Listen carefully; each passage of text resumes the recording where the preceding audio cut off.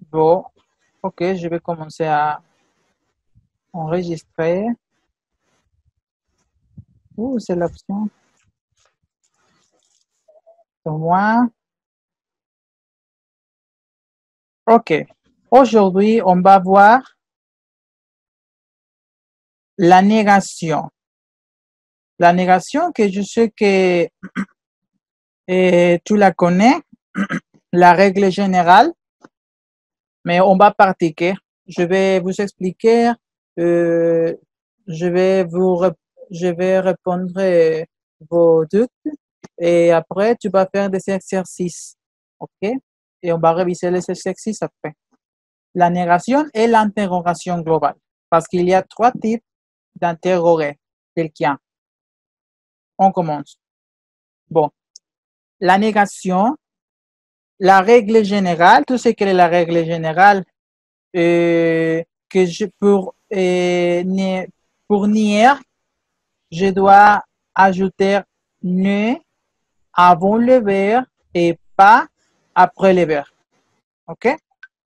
C'est ça la règle générale. Par exemple, il ne parle pas français. C'est une négation. Il ne parle pas français. L'affirmation, il parle français. OK? Ah bon. Voici un autre exemple. Il ne travaille pas dans un bureau. Il ne travaille pas dans un bureau. Ici, je plaçais le particle ne entre parenthèses pour vous raconter, vous expliquer que quand le français part très vite, presque tout le temps, il ne prononce pas ne. Il seulement dit pas. Ainsi que, à l'oral, seulement à l'oral, il dit, il travaille pas dans un bureau. Il travaille pas dans un bureau. Il ne prononce pas ne. Mais à l'écrit, quand il s'écrit, il doit ajouter ne. Il ne travaille pas dans un bureau. OK? Seulement à l'oral. Seulement à l'oral, les Français ne prononcent pas ne. OK? Tu as compris? Bon, on continue. Il n'est pas allemand. Il n'est pas allemand. Voici, c'est un exemple de l'élision. L'élision. Racontez que si la suivante mot commence par voyelle, je dois utiliser la contraction N apostrophe. Il n'est pas allemand. Un autre exemple. Il n'aime pas travailler le dimanche. Il n'aime pas travailler le dimanche. S'il y a du verbe, parce que voici, il y a du verbe, le verbe aimer et le verbe travailler. S'il y a du verbe, on doit utiliser ne et pas, ne avant le premier verbe et pas après le premier verbe. Au présent, bien sûr, au présent. OK? Il n'aime pas travailler le dimanche. Si tu dis, il n'aime travailler pas le dimanche, non, c'est incorrect, c'est incorrect.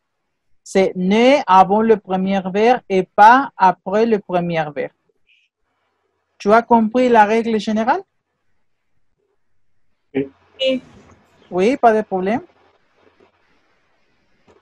Ok, bon. Après, autre forme de la négation. Voici, nous avons autre mot qu'on peut utiliser pour nier. Pour nier. Negar, nier. Par exemple, je ne regarde plus la télé. Je ne regarde plus la télé. Je peux dire, je ne regarde pas la télé, c'est correct, mais aussi, pour être plus spécifique, je peux utiliser plus, jamais, rien ou personne. Ce sont particules négatives. Je ne regarde plus la télé. Qu'est-ce que ça veut dire, cette phrase? Je ne regarde plus la télé. Es como John no mira más la tele. Exacto. Oui. Ya no ve la televisión. Literalmente no ve más la televisión. Exactement. Correcto. Tu n'étudies jamais. Si je dis tu n'étudies pas, c'est correct. Mais tu n'étudies jamais, c'est plus spécifique. Qu'est-ce que c'est tu n'étudies jamais? ¿Tú no estudias jamás? ¿O jamás Exactement. estudias? O tú nunca estudias. Tú nunca estudias. Tu n'étudies pas jamais, c'est aussi correct. C'est correct. Mais c'est pas comment. C'est pas comment. Parce que pas et jamais, les deux mots sont particules négatifs. Ce sont négatifs. Ainsi que si tu dis tu n'étudies pas jamais, c'est comme un pléonasme. C'est un pléonasme. C'est la raison pour laquelle on substitue pas la particule pas pour cette particule négative. Plus, jamais, rien, personne. Autre exemple. Julie ne mange rien. Qu'est-ce que c'est ça? Julie Ne mange rien. Julie no come nada. Très bien. No come nada. Julie ne mange rien. Si je dis Julie ne mange pas rien, c'est correct, mais c'est un pléonasme. Ne dis pas ça. OK? Utilisez Julie ne mange rien. C'est plus commun. Finalement, il ne voit personne. Racontez que personne, ça veut dire en espagnol persona, mais aussi nadie. Le même mot. Ainsi que, qu'est-ce que c'est en espagnol? Il ne voit pas, il ne voit personne.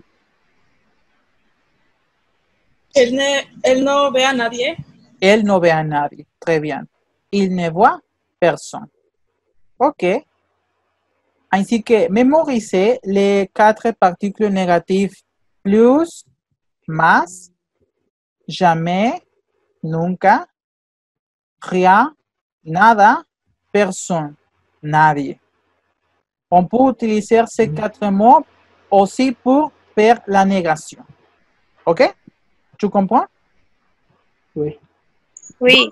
Donnez-moi des exemples, s'il vous plaît. Donne-moi des exemples. Faites des phrases en utilisant plus, jamais, rien ou personne.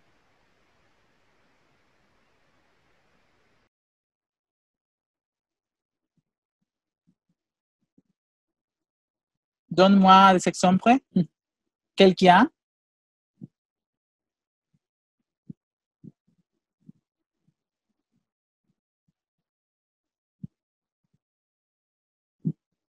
Non, tu ne veux pas participer? Je vais enregistrer.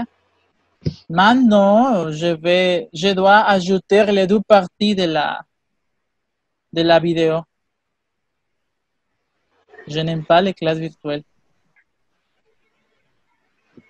OK, bon, on continue. Maintenant, la négation avec les articles indéfinis. Indéfinis seulement, hein? Avec les articles définis, le, la et l'apostrophe, les, il n'y a pas de problème. J'aime la pizza, je n'aime pas la pizza. Il n'y a pas de problème avec les articles définis. Le problème, c'est avec les articles indéfinis. Un, une, des. Affirmatif. Jean mange un sandwich. Jean come un sandwich. Négation. Jean ne mange pas des sandwichs. Des sandwichs. Racontez que dans la négation, les articles indéfinis en une, deux se transforment en des. La préposition des, OK? Des sandwichs. N'importe pas si c'est masculin, si c'est féminin, si c'est singulier ou c'est pluriel. C'est tout le temps des. Autre exemple. Elle chante une chanson. Elle chante une chanson. Négation. Elle ne chante pas des chansons. Quelle est la traduction? Elle ne chante pas des chansons? Él no canta una canción. Ok, bon. Oui, c'est bien. Ella canta una canción. Ah, ella, sí, cierto. Ella no canta una canción. Luis porte des lunettes, pluriel. Luis porte des lunettes. Négation. Luis ne porte pas des lunettes. Qu'est-ce que c'est? Luis porte des lunettes. ¿Lunette qu'est-ce que c'est? Luis, Lunettes. no. Lentes. Lentes. Ok. Qu'est-ce que c'est? Luis porte des Luis lunettes. usa lentes. Luis usa lentes. Luis ne porte pas de lunettes. No usa lentes. Oui, très No, bien. no trae lentes. No usa. No usa. Los lentes. Ok. Pas de questions sur C? Bien compris? Oui. Oui. Okay. Raconte. Turn off your microphones, please. If you have a lot of noise, turn off your microphones. Ok. L'interrogation globale. Comme je te dis, il y a trois formes de poser. Poser une question. La première, avec l'intonation. Vous parlez espagnol, c'est une affirmation. Vous parlez espagnol. Mais si je augmente l'intonation, vous parlez espagnol, c'est une question. OK? Avec l'intonation, on peut poser des questions, seulement en changeant l'intonation. La deuxième forme, ajouter est-ce que avant la phrase. Est-ce que vous parlez espagnol? Bien sûr, c'est une question. OK? Est-ce que vous parlez espagnol? Et troisième forme, en utilisant l'inversion. L'inversion, ça veut dire qu'on va placer d'abord le verbe et après le sujet. C'est l'inversion. Parce que dans l'affirmation, c'est sujet, verbe. Dans la question, verbe, sujet, comme l'anglais. Parlez-vous espagnol? C'est très formal utiliser l'inversion. OK? Ainsi que c'est. Vous parlez espagnol, c'est le plus commun. Est-ce que vous parlez espagnol? C'est formal, c'est plus formal. Est-ce que vous parlez espagnol? Parlez-vous espagnol? C'est très formal. Et bien sûr, moins commun. Tu comprends les trois manières de poser une question? Oui. Oui. OK. Par exemple, si je dis vous aimez le jazz? C'est l'intonation. Oui. Comment vous pouvez poser sa question avec est-ce que? Est-ce que vous aimez le jazz?